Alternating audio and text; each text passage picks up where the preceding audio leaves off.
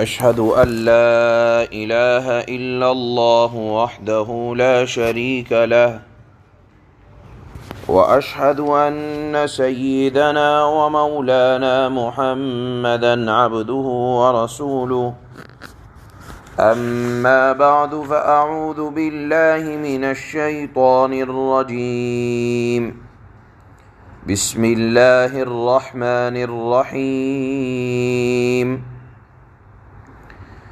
إنا عرضنا الأمانة على السماوات والأرض والجبال فأبين أن يحملنها وأشفقن منها وحملها الإنسان إنه كان ظلوما جهولا ليعذب الله المنافقين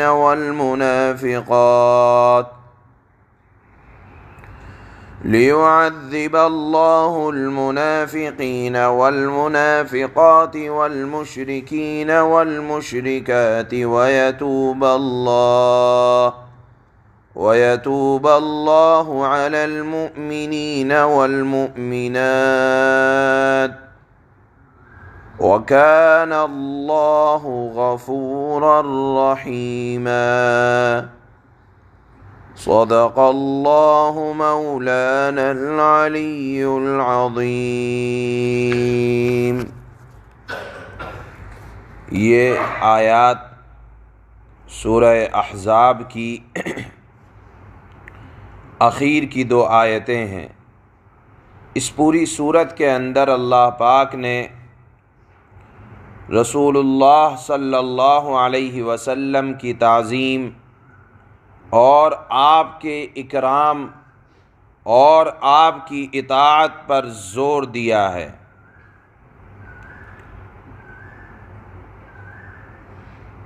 اور اخیر صورت میں اللہ نے اس اطاعت کا بلند مقام اور اس کا درجہ بھی بیان فرمایا ہے،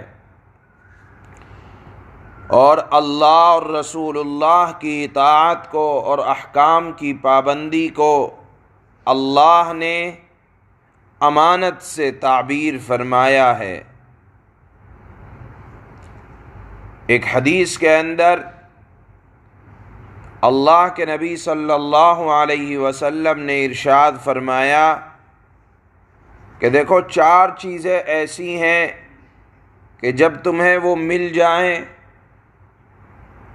تو دنیا کی کوئی چیز تمہیں ملے نہ ملے تو افسوس نہ کرنا۔ وہ چار چیزیں یہ ہیں: امانت کی حفاظت، بات کی سچائی،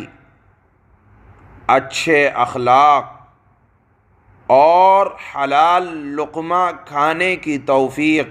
اگر مل جائے تو اللہ کے نبی نے فرمایا کہ کوئی چیز ملے یا نہ ملے تو افسوس نہ کرنا کہ بہت زیادہ مال نہ ملا، بہت زیادہ عزت نہ ملی، بہت بڑا گھر نہ ملا، بہت اچھی زندگی گزارنے کے لیے اسباب نہ ملے، کسی چیز پر افسوس نہ کرنا۔ اگر چار چیزیں مل جائیں: امانت کی حفاظت، بات کی سچائی، اچھے اخلاق اور رزق حلال، تو یہاں آیت میں اللہ نے فرمایا کہ ہم نے شریعت کے احکام کو، جس کو اللہ نے امانت سے تعبیر فرمایا، اوامر اور نواہی کو سب سے پہلے آسمان زمین پر پیش کیا، پہاڑوں پر پیش کیا کہ دیکھو، اگر تم اللہ کی اطاعت کرو گے تو ثواب ملے گا، اور اگر نافرمانی کرو گے تو اللہ کی طرف سے سزا آئے گی۔ یعنی پہاڑ اپنے جسم کے اعتبار سے اتنے بڑے، آسمان اتنا بڑا بغیر ستون کے قائم، زمین جس کے اندر لامتناہی خزانے، اتنی سخت زمین اور اتنی طاقت والی زمین، ہوا، غرض یہ کہ اللہ نے اطاعت کو، جس کو اللہ نے امانت سے تعبیر کیا، ان تمام چیزوں کے اوپر پیش کیا اور فرمایا کہ دیکھو یہ امانت ہے، اگر تم اس امانت کو ادا کرو گے تو اللہ کی طرف سے ثواب ملے گا، اور اگر نہیں کرو گے تو اللہ کی طرف سے پکڑ آئے گی۔ اب آپ کے ذہن میں یہ بات آئے گی کہ زمین اس کے اندر احساس نہیں ہے، آسمان اس کے اندر بولنے کی صلاحیت نہیں ہے، پہاڑ اس کے اندر ادراک کی، سمجھنے کی شعور اس کے اندر نہیں ہے۔ ہمیں نظر نہیں آتا کہ پہاڑ نے کیسے اللہ نے اس کے سامنے پیش کیا، زمین کے سامنے اس شریعت کو کیسے پیش کیا۔ تو جان لینا چاہیے، قرآن کریم کی ایک آیت ہے، وَإِن مِّن شَيْءٍ إِلَّا يُسَبِّحُ بِحَمْدِهِ، کہ اللہ کی ہر مخلوق اللہ کی تعریف کرتی ہے۔ اللہ نے ہر ایک کو ادراک دیا ہے۔ آپ نے دیکھا ہوگا بعض پتھر اوپر سے نیچے کی طرف لڑھکتے رہتے ہیں، وہ یہی وجہ ہے کہ اللہ کی خوف اور اللہ کی ہیبت کی وجہ سے پتھر اپنی جگہ پر قائم نہیں رہتے، بلکہ ڈر اور خوف کی وجہ سے لڑھکتے رہتے ہیں۔ بہرحال اللہ نے ادراک، سمجھنے کی صلاحیت ہر مخلوق کو اس کے اعتبار سے دی ہے۔ جس اعتبار سے اللہ نے ہر مخلوق کو ادراک اور سمجھنے کی صلاحیت دی ہے، اللہ نے اسی اعتبار سے اس امانت کو، کہ شریعت کی پابندی کو، اللہ نے ان کے سامنے پیش کیا، اور یہ اللہ نے اختیار دیا کہ تمہیں اختیار ہے، اگر انکار کرنا چاہو انکار کرو، اور اگر قبول کرنا چاہو تو قبول کرو۔ چنانچہ قرآن یہ کہتا ہے کہ ہر ایک نے کہا کہ اے اللہ، اس امانت کے بوجھ کو ہمارے اندر اٹھانے کی صلاحیت نہیں ہے۔ یہ انکار پہاڑ کی طرف سے، زمین کی طرف سے، آسمان کی طرف سے ایسا انکار نہیں تھا جیسا انکار ابلیس نے کیا تھا، بلکہ یہ انکار اپنے آپ کو حقیر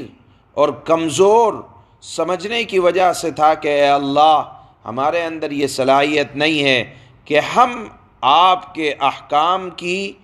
کما حقہ، آپ کے احکام کو ادا کر سکیں۔ اے اللہ، ہم اپنے آپ کو کمزور پاتے ہیں۔ یہ بات ہر ایک نے کہی، آسمان نے، زمین نے۔ بہرحال اللہ فرماتے ہیں کہ وَحَمَلَهَا الْإِنسان، انسان نے اس چیز کو اٹھایا، یعنی امانت کی ذمہ داری اور شریعت کو اپنانا اس نے اپنے حق میں قبول کیا۔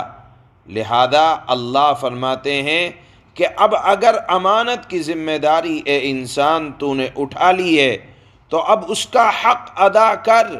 یعنی شریعت پر عمل کر۔ اللہ نے تجھ کو زمین میں اپنا خلیفہ اور نائب بنایا ہے، اب جب اتنی بڑی ذمہ داری اٹھا لی تو اس ذمہ داری کا حق یہ ہے کہ شریعت پر عمل کیا جائے۔ اس کے بعد اللہ نے فرمایا اِنَّهُ كَانَ ظَلُومًا جَهُولًا، کہ انسان بڑا نادان ہے اور ساتھ میں اپنی جان پر ظلم کرنے والا ہے۔ یہ جملہ اللہ نے اس وجہ سے فرمایا کہ دیکھو، جو لوگ شریعت پر عمل نہیں کریں گے،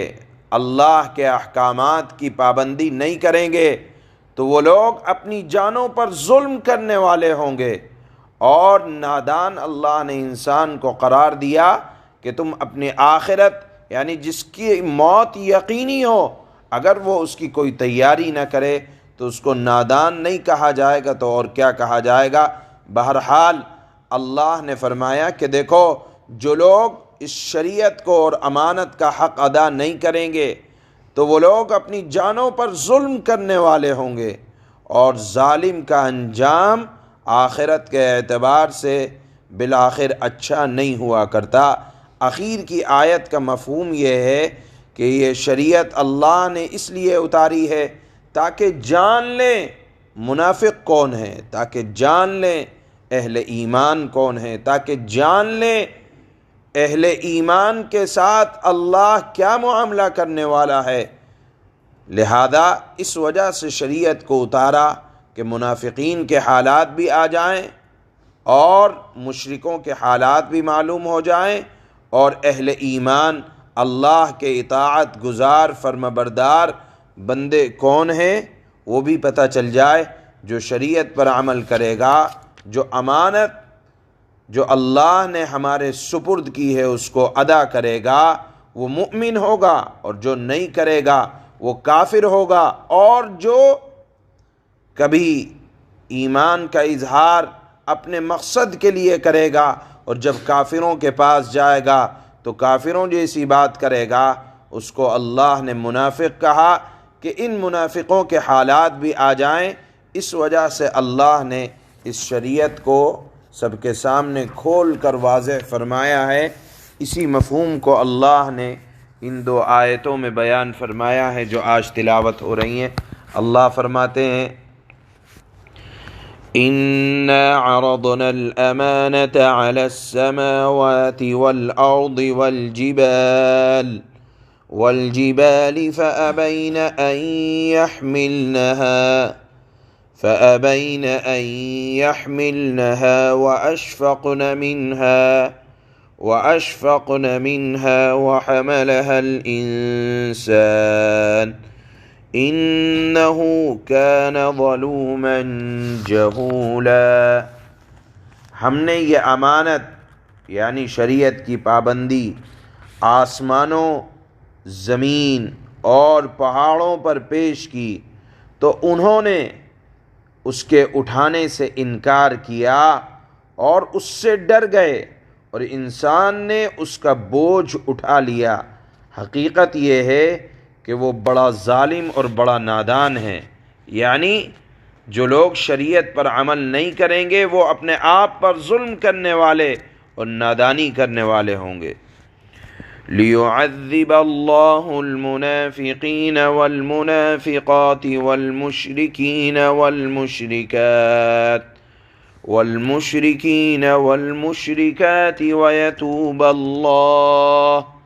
وَيَتُوبَ اللَّهُ عَلَى الْمُؤْمِنِينَ وَالْمُؤْمِنَاتِ وَكَانَ اللَّهُ غَفُورًا رَحِيمًا۔ نتیجہ یہ ہے کہ اللہ منافق مردوں اور منافق عورتوں، نیز مشرک مردوں اور مشرک عورتوں کو عذاب دے گا، اور مؤمن مردوں اور مؤمن عورتوں پر اللہ رحمت کے ساتھ توجہ فرمائے گا، اور اللہ بہت بخشنے والا بڑا مہربان ہے۔ یعنی اگر